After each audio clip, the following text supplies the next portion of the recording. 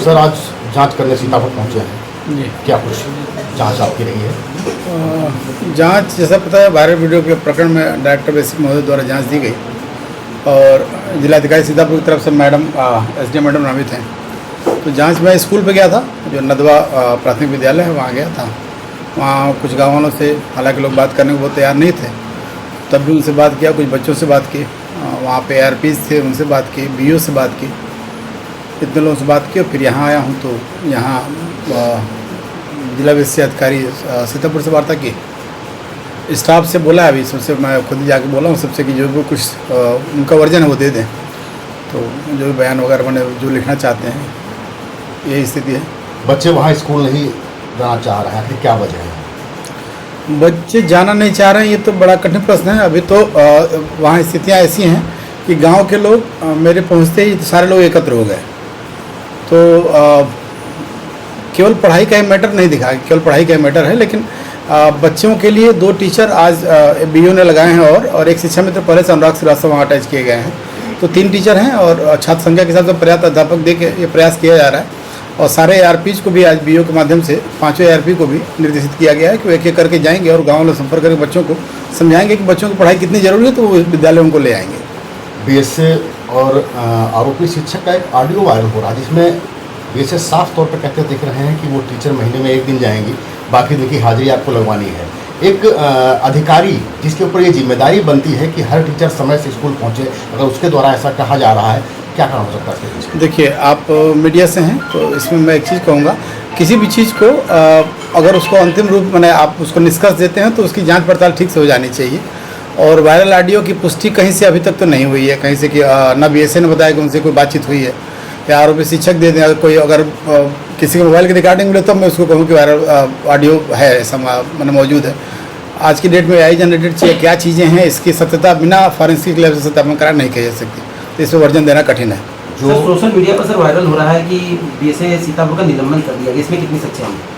इसके बारे में आप उच्च अधिकारियों से पूछें, मैं इसके बारे में कहने के लिए ना सक्षम हूँ ना इतनी हैसियत तक इस बारे में कुछ कह पाऊँ। क्या जिन टीचर को लेकर के ये बवाल चल रहा है, क्या वो टीचर समय से विद्यालय पहुंच रही थी? देखिए, उस शिक्षिका निलंबित हो गई हैं, जैसा कि आप सबको संज्ञान में है, और उनसे भी वार्ता करके उनका पक्ष भी लिया गया है। चूँकि वो विद्यालय नहीं थी, निलंबित हो गई हैं, तो उनसे वर्जन लिया गया, उनसे बातचीत की गई है।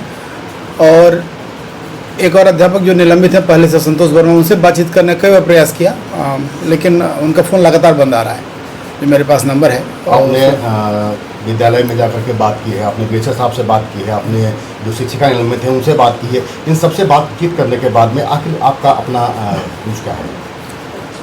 मेरा वर्जन अभी तो देखिए, चूँकि जब तक जांच के दौरान किसी बारे में ये कहना अंतिम रूप नहीं है। अब यहाँ से जाने के बाद अभी सबके बयान आ जाएं, सारे कर्मचारियों कार्मिकों के, और कुछ और लोगों से जो फोन पर बात, संतोष वर्मा जी से अगर वार्ता हो जाती है तो बेहतर होगा, तब अंतिम मत स्थापित करना बेहतर। प्राथमिक जाँच में अभी क्या लगता है?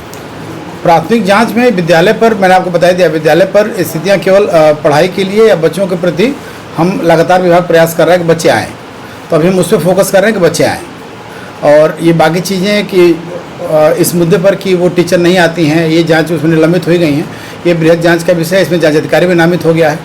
दूसरा इशू जो संतोष वर्मा जी से बात नहीं हो पा रही है, उनके मैटर में भी वो उनका निलंबन आरोप भी मैंने देखा, वो मंगा के कि वो सोशल मीडिया पर क्या कई चीज़ें शेयर करने के आरोप में निलंबित हुए हैं। तो ये सारी चीज़ें एक दूसरे से रिलेटेड है, इसलिए इस पर अंतिम रूप से निष्कर्ष करना या हमने क्या पाया कहना कठिन है अभी। आखिर क्या कारण रहा कि एक शिक्षक को इतना उग्र होना पड़ा? ये तो शिक्षक ही बता पाएगा क्यों उग्र होना पड़ा। BSA साहब मुझे बताया, BSA साहब का कहना है कि उनसे केवल इतनी बात हुई थी। देखिए, उग्र होना और जो उन्होंने हरकत की है, इसके बारे में किसी के बारे में भी हम बहुत सारे मंच हैं जिस पर अपनी बात रख सकते हैं। यदि आप मुझसे अगर कोई बात असंतुष्ट होंगे तो आप यहीं नहीं रुकेंगे, आप फिर DM साहब के पास जाते हैं, आप उसके ऊपर जाते हैं, तमाम जगह जाते हैं। तो कहने के लिए, हमारी बात कहने के लिए एज ए सरकारी कर्मचारी हमारे पास बहुत सारे मंच होते हैं। हमारे पास बहुत सारे तहसील दिवस, संविधान दिवस, IGRS, तमाम पोर्टल्स हैं हमारे पास जिन पर हमारी बात कर सकते हैं। तो वो उस एक्ट को मैं जस्टिफाई क्या करूँगा, उस पर वो तो आप पुलिस की जांच का विषय है, उससे पुलिस शायद जांच कर रही है। ने कहा है कि जो CCTV दिया गया है वो अधूरा है, क्योंकि इस कक्ष में उनके पति की भी पिटाई हुई है। इस बारे में आप, चूँकि ये पुलिस स्तर से कार्रवाई हो रही है, तो इस पर मेरे स्तर से कुछ कहना ठीक नहीं होगा।